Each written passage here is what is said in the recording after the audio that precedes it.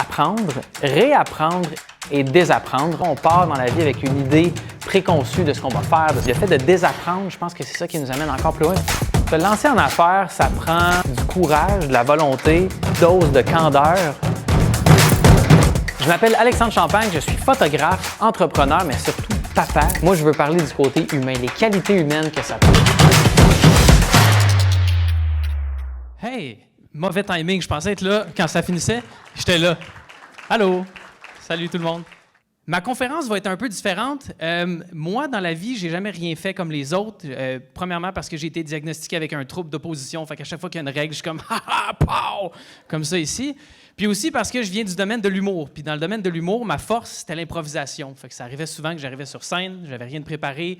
Je trouvais 2-3 personnes qui avaient des caractéristiques particulières. Puis là, je partais sur un sujet. Les gens m'envoyaient des commentaires. Puis là, je parlais de ça. Fait que ce qu'on a fait aujourd'hui, c'est que j'ai eu des questions ici, dans un petit truc en métal, puis je vais répondre à ces questions-là. Puis je veux vraiment axer la conversation. Évidemment, là, c'est pas des questions genre « Avait-on raison d'appeler Louis XIV le roi soleil? » On va pas s'adresser à l'époque médiévale. Aujourd'hui, malheureusement, c'est la conférence d'après. On va parler de château fort et de catapulte. Ça va être extraordinaire.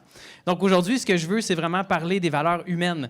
Je racontais tout à l'heure à Déborah que récemment sur Facebook, à force de naviguer, j'ai vu une vidéo où est-ce qu'il y avait 2 joueurs de rugby qui s'étaient chicanés. Et puis l'arbitre a dit « Vous êtes les meilleurs joueurs de rugby au monde.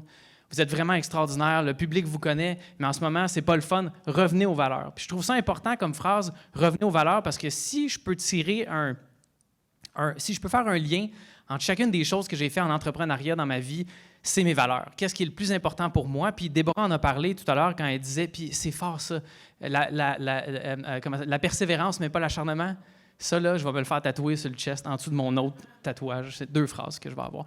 Fait que j'ai trouvé ça vraiment intéressant. Puis pour moi, c'est vraiment de parler des valeurs. Qu'est-ce qui fait qu'on se lance en entrepreneuriat? Puis comment on fait pour penser à l'extérieur de la boîte, think outside the box? J'ai toujours fait ça. Ça vient d'un paquet de trucs qui m'habitent, des qualités, des défauts. Ça vient aussi un peu de la paresse. Je pense que ça a été attribué à Bill Gates, cette citation-là, qui disait « Si je veux faire quelque chose à quelqu'un, je vais demander à quelqu'un de paresseux. Parce que je sais que dans ce cas-là, ça va être la loi du moindre effort. Puis si on déploie le moindre effort possible, on a du temps pour faire d'autres choses. » Fait que ça, c'est beaucoup mon excuse pour des fois gamer 6 heures de temps à rien penser, mais c'est aussi une belle façon de voir les choses en entrepreneuriat. Puis c'est aussi un peu pour ça que j'ai lancé la Fondation Le Ciel. C'est écrit juste là, qui s'appelle le Centre pour l'intelligence émotionnelle en ligne. J'avais des entreprises 3 fois par jour, peut-être que vous connaissez ça. On faisait des muffins, puis on avait une cuisine blanche, en gros. C'est un carnet 3 fois par jour. Bravo, ça a été fait au Québec en plus. Merci beaucoup. Je vais le dire à Marie-Lou tantôt. Ben, gars, on va la FaceTimer. Non, c'est pas vrai. Fait que première question qu'on a, c'est comment tu choisis les humains qui t'entourent dans tes projets? Oh, ça, c'est une drôle de question parce que c'est weird. Il y a comme une dichotomie à l'intérieur de moi où est-ce que j'ai toujours été un loner, j'ai toujours été seul, j'ai toujours eu des idées, puis j'avais bien de la difficulté à communiquer ces idées-là avec les gens. Je suis une personne très émotive, je vais avec la passion, puis c'est rare que je réfléchis avant de faire des affaires. Je sais que ça sonne weird, mais c'est ça la vérité. Fait qu'on dirait que quand vient le temps de m'entourer, je ne sais pas comment choisir, parce que je sais que tout seul, j'arrive à mes fins. C'est le fun. Il y a une phrase qui dit « Tout seul, on va vite, ensemble, on va loin ».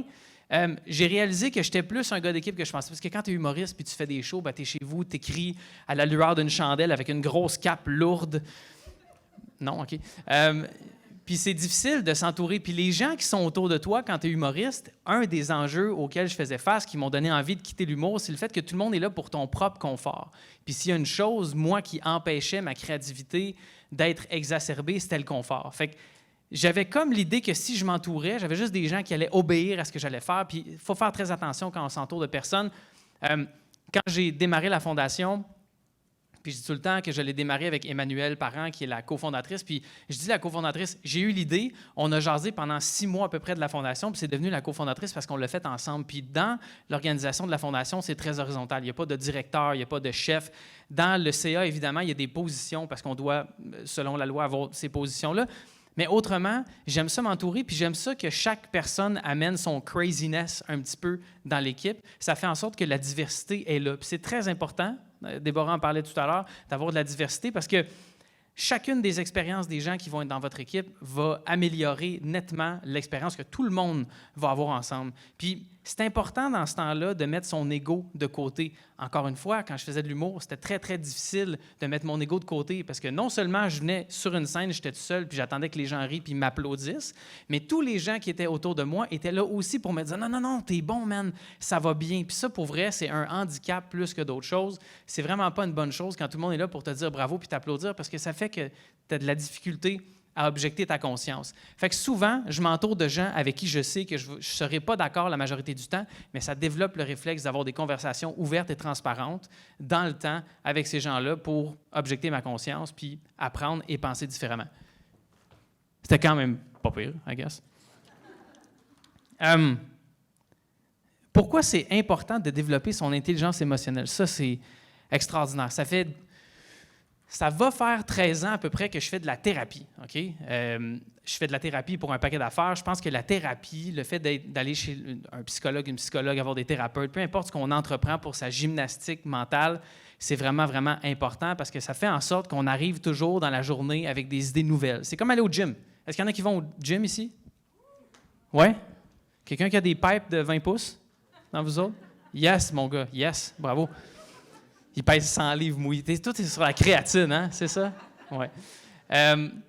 Aller au gym, il y a beaucoup, on met beaucoup l'emphase sur aller au gym, prendre soin de sa santé. Ça fait beaucoup partie des valeurs maintenant, la santé mentale surtout. On parle beaucoup de santé mentale, mais je trouve qu'on a moins tendance à expliquer comment on prend soin de sa santé mentale. Il y en a qui sont comme « Ah, moi, je prends soin de ma santé mentale. Hier, j'ai pris un bain. » Je suis comme « Non, ça, c'est juste normal. Il faut que tu te laves.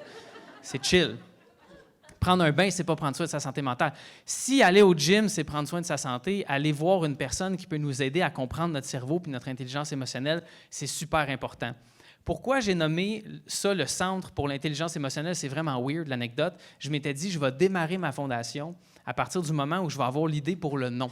Je me suis réveillé un matin, la chambre que j'avais dans mon ancienne maison, il y avait une fenêtre juste à côté de moi, puis avant de me coucher, j'avais oublié de fermer le rideau.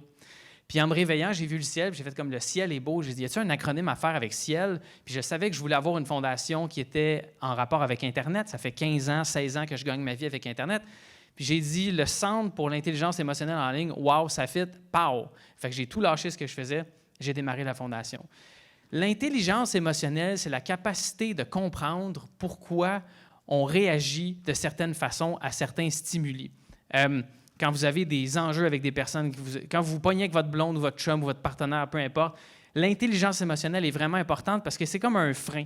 Des fois, on pense que s'il arrive quelque chose, on réagit d'une telle manière, puis cette réaction-là, elle est garante de la vérité, puis c'est juste ça qui compte. Alors que des fois, on va avoir vu la situation d'un œil qui n'est pas nécessairement le bon, puis on va avoir de la difficulté à objecter sa conscience, comme j'expliquais tout à l'heure, pour voir les choses de la bonne manière. Fait que ça fait des conflits, ça crée des tensions. Puis c'est pas tout le monde qui est bon pour s'exprimer en groupe ou tout seul, ou qui est bon pour voir aussi les choses qui font partie des défauts. Je fais juste une petite parenthèse. Dans ma dernière rupture, un moment donné, j'ai appelé un de mes amis et j'ai dit « Viens à la maison, ça va pas pantoute. » J'ai jamais eu une rupture aussi difficile que ça. Cet ami-là, c'est Fred Saint-Gelais. Je sais pas si vous connaissez Fred Saint-Gelais, musicien, l'ancien copain de Marimé, puis on avait de quoi en commun parce que tous les deux, on était divorcés d'une chanteuse. Fait qu'on avait on était comme une gang de deux, tu sais. Fait que Fred, il m'a dit, en français, il y a un truc intéressant avec la langue, OK? Puis la langue fait partie intégrante de la culture. Puis il m'a dit, en français, tu as une qualité, puis tu as un défaut. En anglais, il n'y a pas qualité et défaut. Tu as une qualité, puis elle peut être bonne ou elle peut être mauvaise. Fait que le fait de développer son intelligence émotionnelle peut faire en sorte que quand on voit qu'on a un défaut, on peut le mettre à profit. Par exemple, moi, je suis quelqu'un d'impulsif. L'impulsivité, c'est bon parce que je peux improviser, je peux réagir à des choses, je peux me créer des idées rapidement, je peux me revirer de bord quand il y a une situation problématique. Mais l'impulsivité, ça peut être aussi que je suis en voiture, je me fais couper en chambre, je suis comme... Puis je manque d'empathie à ce moment-là parce que, comme j'expliquais tantôt à ma nouvelle amie Déborah, l'empathie, ça devrait être réservé aux gens qu'on pense qu'ils n'en méritent pas. Fait que l'intelligence émotionnelle fait en sorte que j'ai réalisé que je devais développer mon réflexe d'empathie. Fait que pourquoi c'est important de développer son intelligence émotionnelle? Parce que on peut avoir toutes les connaissances matérielles au monde. Si on n'a pas la capacité de les appliquer dans des moments de pression, malheureusement, on va flancher. Puis ce qui vient nous supporter à ce moment-là, c'est à quel point on a été capable de développer la flexibilité de notre cerveau, la force de notre intelligence émotionnelle pour régler des situations qui peuvent partir d'un truc très, très banal puis devenir absolument épouvantables. Ça résumait dessus bien quand même? Super. Quel est ton numéro de carte de crédit? Hein? Quelle place prend la folie dans tes décisions d'affaires? Je te dirais, quelle place prennent les affaires dans ma folie? C'est plus ça, mon deal. Quelle place prend la folie dans mes décisions d'affaires? C'est weird, hein? Parce que quand Virginie de la CA, quand Pierre m'a appelé, puis Virginie m'a appelé, elle a dit « OK, ça va être une entrevue, vous allez répondre à des questions, tout ça. » Puis là, la semaine dernière, elle m'envoie un courriel, fait qu'elle dit « Il va y avoir ta conférence de 30 minutes. » Puis j'étais comme « Hein? » Elle dit « Ouais, tu vas faire 30 minutes tout seul. » Puis je suis comme « Oh, moi, je fais pas ça dans la vie, je donne pas des conférences, tu sais. » Fait que je suis comme « Qu'est-ce qu'on va faire? » Fait que pour moi, la folie, c'était de venir ici puis de faire comme « Garde, posez-moi des questions, puis je vais y répondre. J'espère que je vais être capable de faire une demi-heure. » À date, ça va bien, ça fait 5 minutes. Puis il reste 2 questions au secours. Non, il en reste plus. Quelle place prend la folie? Je trouve ça, ça dépend des personnalités des gens. Je sais qu'il y en a qui ont des personnalités qui sont un peu moins risky, qui vont prendre moins de risques. Est-ce qu'il y a des gens qui sont comme ça ici? Prendre un risque, c'est pas la meilleure chose ever, les filles? Comment ça va? Vous avez tous des cheveux extraordinaires. On dirait toutes les boîtes de colorants de cheveux à la pharmacie. Toutes les couleurs sont là. C'est vraiment nice. Vous êtes moins risky? Oui? Est-ce qu'il y en a qui prennent plus de risques? Ils sont comme... Ah, il y en a plus, on dirait. J'ai de la misère. Puis ceux entre les deux, vous autres, vous attendez que ça se passe? Comment tu dis? A priori, vous ne prenez pas de risque du tout. Fait que vous autres, vous en prenez un peu, pas du tout, puis vraiment beaucoup. OK, c'est cool. Moi, j'en prends tout le temps. Moi, ce qui me stimule le plus, c'est quand je sais que je suis dans la marde. Parce que je suis paresseux, parce que j'attends la dernière minute, parce que des fois, je suis lent, mon cerveau prend du temps des fois à réfléchir, mais quand j'arrive sur le gun, ça se passe. OK? Je suis vraiment, vraiment comme ça. Si c'est une bonne affaire, je sais pas. Ça dépend. Quand tu fais de l'humour, c'est cool, parce qu'encore une fois, tu peux improviser, faire des choses comme ça. Fait que si j'essaie de répondre de façon concise à quelle est la place que la folie prend dans mes décisions d'affaires, je dirais, avant, c'était 100%, parce que j'avais comme rien à perdre. Quand j'ai arrêté de faire de l'humour, j'ai arrêté de faire de la télé, on a commencé à fonder 3 fois par jour, je faisais $0. J'avais hérité de 15 000 du copain de ma mère qui était décédé. C'est tout ce que j'avais à mon nom, 15 000 Puis j'étais comme, you know what? Même si j'arrive à 0, I don't care! J'irai travailler au Subway, puis c'est chill. Ça me dérange pas. J'ai comme pas d'orgueil. Fait que la folie, c'était 100%. Marie-Lou vient à moi un moment donné, puis elle dit « J'aimerais ça faire un blog de bouffe. » Moi, j'avais une émission où je faisais des blagues de volcans puis de Jeep. Je sais pas s'il y en a qui se rappellent de Contrat de gars. Fait que moi, je passais d'un gars qui faisait ça à un gars qui s'en allait faire des photos de muffins pour sa blonde. Fait que c'était vraiment difficile dans mon cercle d'amis de les convaincre que je prenais la bonne décision. OK? Fait que la folie, quand j'ai réalisé à quel point j'étais en marde, puis j'avais juste 15 000, puis j'allais peut-être être sur l'aide sociale 3 mois plus tard parce que faire des photos de muffins, c'était pas payant, j'ai fait comme « Let's do this! » Ce qui était une mauvaise idée. Puis je me souviens très bien, il y a une journée exactement où Philippe Lamarre d'Urbania m'avait dit « Hey, on s'en va faire une série dans l'Ouest américain, ça va durer 2 mois.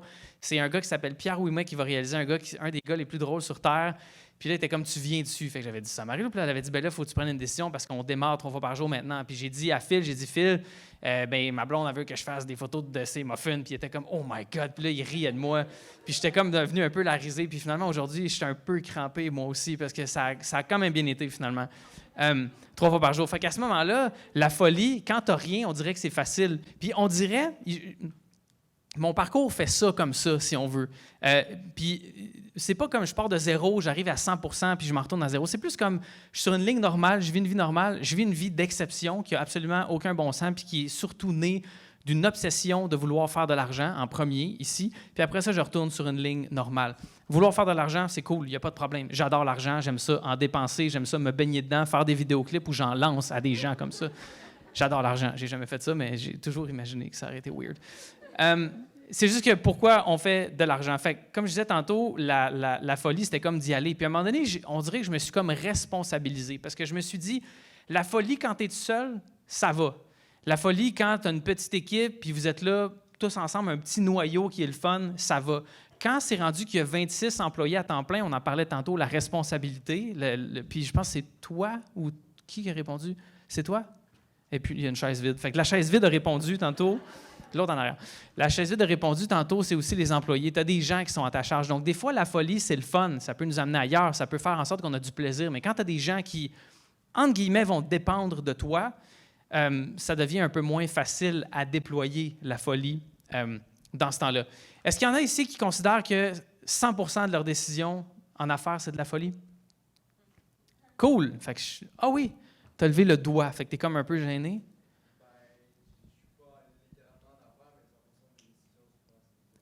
C'est vrai, qu'est-ce que tu fais? À l'impulsivité. C'est ça l'affaire. C'est vraiment une bonne... C'est quoi ton prénom? Mathéo.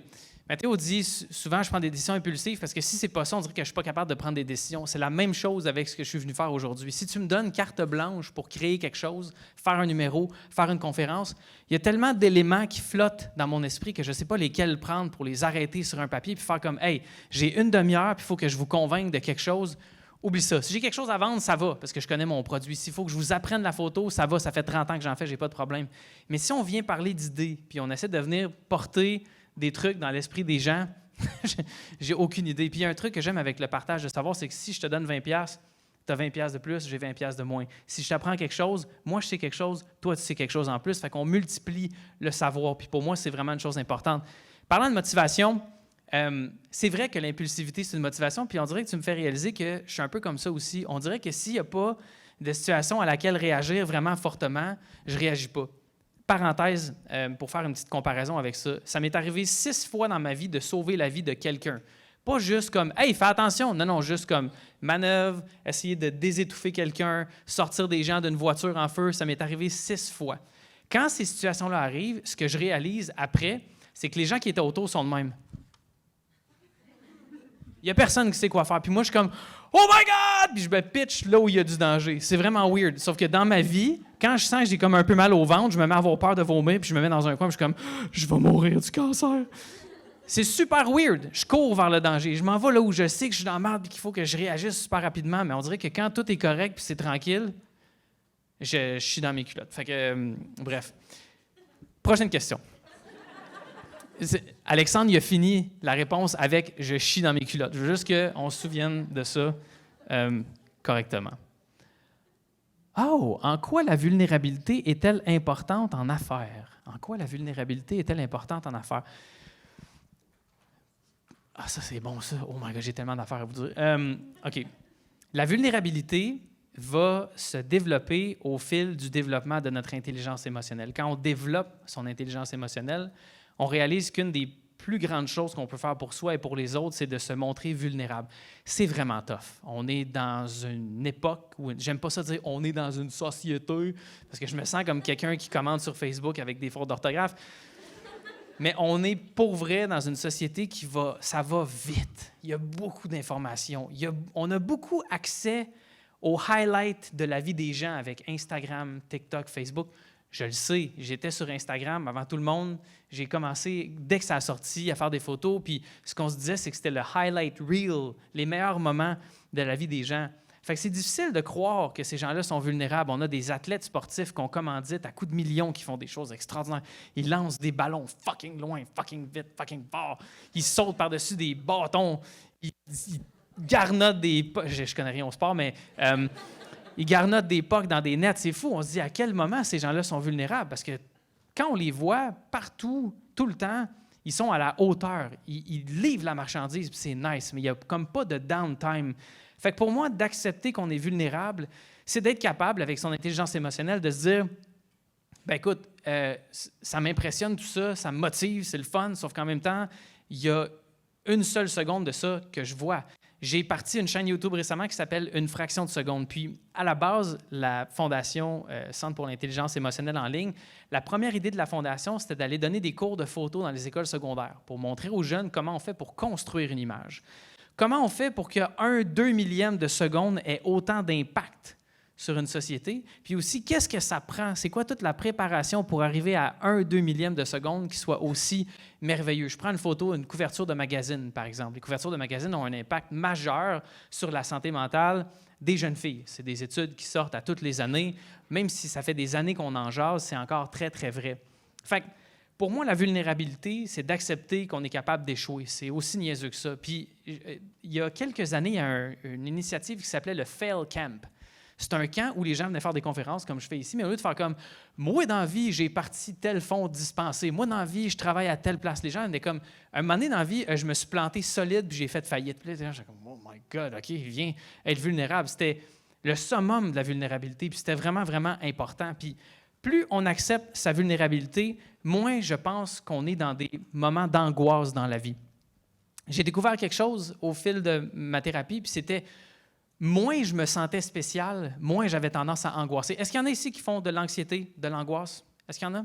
Soyez pas gênés, c'est chill. J'en ai fait pendant des années, paralysantes. Je restais dans mon sofa, j'attendais que la terre me tombe dessus, bien que le ciel me tombe dessus, parce que la terre n'a pas juste pu lever, mais bref, c'était weird.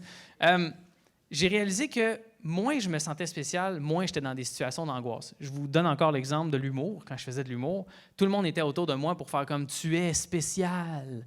Puis je réalisais finalement que quand j'arrivais dans un cercle où les gens ne me connaissaient pas, « oh my God », là je prenais une solide débarque parce que tu passes d'un moment dans ta vie où tu penses que tu es spécial, puis penser qu'on est spécial nous empêche de toucher à notre vulnérabilité, ça nous empêche d'avoir des obstacles, puis quand on n'a pas d'obstacles, on n'apprend pas grand-chose. OK? Fait que moins je me trouvais dans des situations où je me sentais spécial. Attends un peu. J'ai oublié ma syntaxe dans mon char tantôt. Puis là, je viens de réaliser que la personne qui a dessiné l'éclairage dans cette salle-là était chaude raide. Parce que c'est pas clair. C'est clair, parce qu'il y a de la lumière, mais c'est pas clair. C'est comme si, monsieur, il faut mettre des lumières. Des néons ici, des encastrés, 3 lustres, un qui marche pas. Fait que j'ai juste réalisé ça, puis ça m'a déconcentré. Quand je vous dis que j'ai un trouble du déficit de l'attention, un trouble d'opposition, c'est exactement ça que je veux dire. Fait on parlait de quoi? J'ai oublié la syntaxe dans mon char et pas d'obstacle, pas d'apprentissage. C'est vraiment important. Je sais que c'est pas glamour de se tromper. C'est arrivé... Moi, j'avais comme un truc. Le seul moment où j'étais vulnérable dans ma vie, de l'âge, juste avant que je commence à faire de la thérapie, j'accumulais toutes les affaires de la journée que je prenais temps. Je suis un gars qui est très, très sensible. Fait que le soir, j'arrivais chez nous, je prenais ma douche, puis là, je me forçais pour pleurer. Puis j'avais l'impression que j'étais comme une éponge. J'avais tout absorbé pendant la journée, puis là, il fallait que je me torde dans la douche pour que les larmes sortent. Puis ça me faisait vraiment, vraiment du bien. Puis à un moment donné, avec, bon, évidemment, la thérapie, l'apprentissage, la lecture, j'ai réalisé qu'il aurait peut-être fallu que je m'exprime avant d'en arriver là. Puis j'ai été chanceux d'avoir un bon entourage, mais c'est ça. Fait que la vulnérabilité, c'est extrêmement important. Quand tu arrives quelque part dans la vie, peu importe c'est quoi, j'aime ça arriver en me disant « je connais rien ». Honnêtement, il y a plus de... C'est quel philosophe grec qui disait « il y a plus de choses que je ne sais pas qu'il y a de choses que je sais ». Je paraphrase, là. Je ne sais pas s'il y en a qui sont au cégep présentement, qui peuvent me donner un coup de main. Socrate. C'est Socrate ou c'est Floyd Mayweather? Je ne me souviens pas c'est lequel des deux. C'était comment tu dis? Floyd Mayweather, bon philosophe. C'est ça. Il y a plus de choses qu'on ne sait pas qu'il y a de choses qu'on sait. Fait que d'arriver dans un état vulnérable, dans un état de « je m'en viens apprendre quelque chose », je m'en viens voir si tout ce que je pense, tout ce que je sais, c'est correct ou pas. C'est drôle parce que notre cerveau fait ça naturellement. Notre cerveau veut tout le temps valider si oui ou non ce qu'on pense c'est vrai ou c'est faux. Puis je pense que c'est ça la vulnérabilité. C'est d'arriver dans un état de vulnérabilité puis de se dire « je connais pas grand-chose, j'ai plein d'affaires à apprendre, puis tous les gens qui sont ici ont une expérience et je ne suis pas spécial. » Chaque fois que je fais quelque chose, je me dis ces affaires-là, puis habituellement, ça se passe bien. Bien, oui. Je sais pas à quoi ça sert, ça. Ah! OK. Il y a des objets, il faut que j'y touche, parce que sinon, ça va me gosser tout le long. Oh! Oh my God, c'est bon, ça. Comment trouver l'équilibre entre l'assurance et l'humilité? God damn, qui a écrit ces questions-là? C'est qui, hein? L'ACE a écrit les questions. Tout le monde ensemble avec un hostie de gros crayon. C'est nice, c'est un travail d'équipe. C'est ça qui me fait rire quand j'entends c'est un travail d'équipe. J'imagine tout le monde a comme un clavier d'ordi, puis ils sont comme hey, laisse-moi écrire. Fait que c'est ça, il se passe des choses vraiment cool dans ma tête. C'est quoi la différence entre l'humilité et l'assurance? C'est ça? Comment trouver l'équilibre entre l'assurance et l'humilité? C'est culturel, on dirait, au Québec. Quand une personne dit « j'ai fait des sous, j'ai réussi à accomplir telle affaire », on est comme « c'est sûr que si tu as fait des millions, tu as fourré tout le monde. » Il y a comme ça, puis il y a comme pas ça en même temps. Puis moi, je viens d'une famille très pauvre. C'était pas si pire que ça, là. Mais mes grands-parents étaient sur l'aide sociale, des gens pas du tout éduqués. Mon grand-père devait voler de la nourriture pour manger parce qu'il était 14, son père était alcoolique, battait sa mère. Elle, fallait qu'elle s'occupe des enfants. C'était l'enfer. Après ça, mes parents, classe ouvrière, très normale. Personne dans ma famille est entrepreneur. Il n'y a absolument rien de ça qui s'est passé. Mon père était technicien d'électromécanique, ma mère était caissière chez Jean Coutu. Puis ensuite de ça, je faisais de l'humour. C'était cool. Je faisais 18, 24 000 par année, ma plus grosse année. Après ça, j'ai fait des livres de muffins, puis là, pow! Je suis devenu millionnaire à 30 ans. J'ai fait comme « Oh my God, qu'est-ce qui se passe? » L'exemple que je donne souvent, c'est si je te donne mon chat, en fait, je te dis, peux-tu garder mon chat? Tu vas faire, ben oui, je vais garder ton chat. C'est super facile. La bouffe, de l'eau. Il va peut-être aller dehors, c'est nice. Si je te dis, en fin de semaine, tu peux-tu garder mes 10 chats? Tu vas faire, non, 10 chats. OK, mais je pense que je peux. Je vais y réfléchir. OK, je pense que je peux le faire. Si je te dis, en fin de semaine, tu peux-tu garder mes 368 chats? Là, tu vas faire, oh my God, non, ça, c'est vraiment trop. Dans ma vie, l'argent, ça a été exactement comme ça. J'avais 18 000 par année, je budgétais, je faisais des affaires. Puis à un moment donné, j'ai eu vraiment, vraiment beaucoup d'argent. Puis là, je suis devenu complètement stressé. Moi, je pensais que quand tu faisais de l'argent, ça allait bien. Tu es comme, ben là, c'est facile.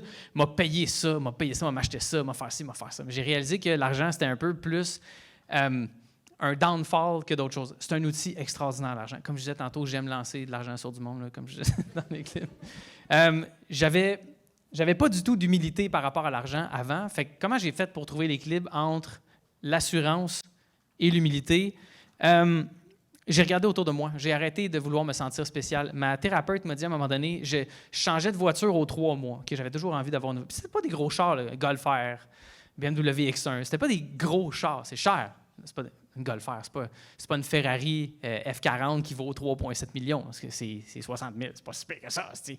Fait que je voulais tout le temps changer de voiture. Puis à un moment donné, ma thérapeute elle m'a dit, tu sais que si on line up tous les gens de la Terre sur la rue Saint-Laurent à Montréal, le 2/3 n'est pas capable d'avoir assez d'énergie pour regarder ta voiture parce qu'ils n'ont pas à manger puis ils n'ont pas de l'eau propre, des affaires comme ça. J'ai dit, c'est un peu le concept de, je ne sais pas si, peut-être vous n'avez pas connu ça, mais Vision mondiale, c'était à la télévision. Je sais que tu es plus vieux, c'est juste parce que tu as des cheveux gris puis tu as l'air plus vieux que les autres.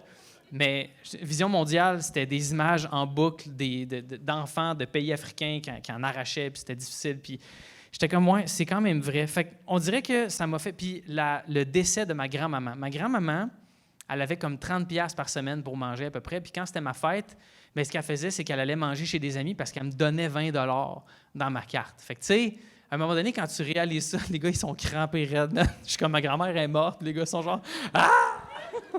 Ça va-tu? Y a-tu quelque chose? C'est vrai, je suis rendu à combien? Une vingtaine, c'est bon. J'avais dit peut-être 40. J'avais noté 40 dans mon iPhone. Fait que quand j'étais à 40, fais juste « hold là », puis je vais avoir atteint... Non, je sais que tu riais pas de ma grand-mère. Mais moi, des fois, je dis ça. Mes gens sont comme « Ah, comment qu'elle va ta grand-mère? » Je suis comme « Elle est morte. » Puis ça fait un fret. Qu'est-ce que je disais donc? Oui, l'assurance et l'humilité. Bien, encore une fois, ça revient à ce que je disais tantôt. Le fait de ne pas se sentir spécial, ça donne un coup de main. Puis aussi de voir les gens autour d'eux. Tu sais, je te donne un exemple, j'ai dit une Golf R, BMW X1, puis tu as fait oh, comment, man, j'ai une Tercel de l'année 1816, là, donne-moi un coup de main. Tu sais, je sais que tout le monde a ça, puis ça m'a comme rendu insensible à ça. C'est quoi l'émission que je regardais? C'était Ellen DeGeneres avec Bill Gates, puis elle demandait combien ça vaut une pinte de lait. Oh my God! J'étais comme, je veux jamais être cette personne-là. Parce qu'il y a comme, on attribue ça à une déconnexion de la réalité, mais c'est juste qu'on a des problèmes qui sont différents. Puis évidemment, la fortune d'une personne peut changer au courant de la vie. Je me souviens, à un moment donné, j'avais fait un commentaire sur Facebook sur Caroline Néron qui avait fait faillite, qui était au Dragon 1 mois et demi avant, puis finalement, elle avait fait une faillite à cause d'une dette de 9 millions. J'étais comme, oh my God! Genre, qu'est-ce qui se passe? T'as pas rapport d'être au Dragon, puis tout ça. Puis finalement, je me sentais très, très mal parce que tu sais jamais quand ça peut t'arriver. C'est arrivé à un de mes amis après, puis c'était une bad luck, juste une bad luck, une mauvaise décision. Puis savez-vous quoi? Le karma est fort parce qu'un an après, ça m'est arrivé, j'ai perdu 100 000 $ en une journée pour un IPO en bourse qu'on était supposé faire, puis je me suis fait crosser par mes partners, puis j'étais comme, wow! Tu sais, des fois dans la vie, le karma vient nous... Ils disent « bite in the ass » en anglais. Il vient nous mordre dans les fesses. Je sais pas, en tout cas. Fait que, c'est quoi l'équilibre entre la... Je le sais pas, man. Honnêtement, si j'avais une réponse claire, je vous le dirais, mais j'en ai aucune idée. Je pense que c'est juste d'essayer d'être vulnérable. Plus on est vulnérable, plus on réalise que même si on a des avoirs, même si on a des connaissances, à la fin de la journée, il faut que tout le monde ait sa chance. Puis tout le monde... On parlait d'égalité des chances tantôt. Je pense que c'est de se rappeler qu'on n'est pas spéciaux, puis d'être vulnérable. Mais la partie qu'il faut retenir, c'est tantôt quand j'ai dit « je suis dans mes culottes ». Ça, c'est vraiment important. Comment est-ce que tu amènes du plaisir dans tes projets? Ça, c'est facile. Je dis non. Je dis non. Je fais juste dire non. Marie-Lou, son gérant, à un moment donné, c'était René Angelil. Puis René Angelil avait dit à Marie puis à sa famille, il faut toujours que tu agisses comme si tu étais millionnaire.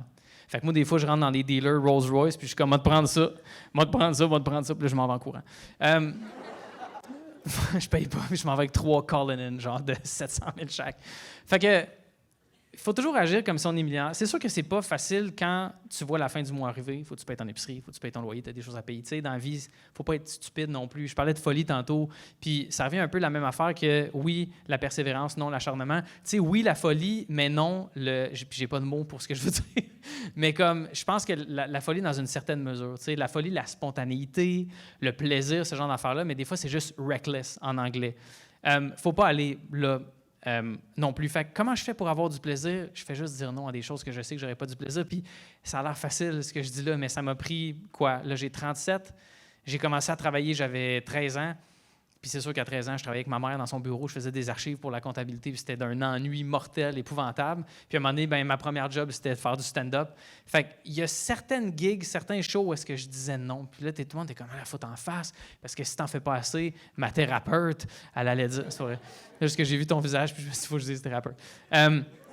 Il y a des opportunités, dans les 3 dernières années, je me suis fait demander 4 fois d'animer le retour à la radio, Rythme FM, Rouge, whatever. Puis j'étais comme, non, ça me tente pas. Full payant, full le fun, mais il fallait que j'aille à Laval. J'étais comme,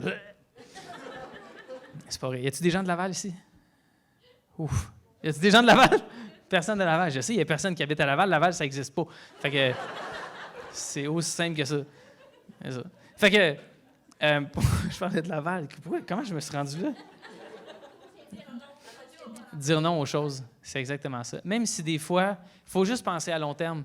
Souvent, en entrepreneuriat, avec l'argent, on est comme, on va faire un coup rapide. Tu sais, il y a une genre de croyance weird qu'il y a des trucs. Moi, je suis diabétique. Je ne sais pas s'il y en a qui sont diabétiques. C'est des gens qui ont des pancréas de merde ici, comme moi. Non, je suis diabétique.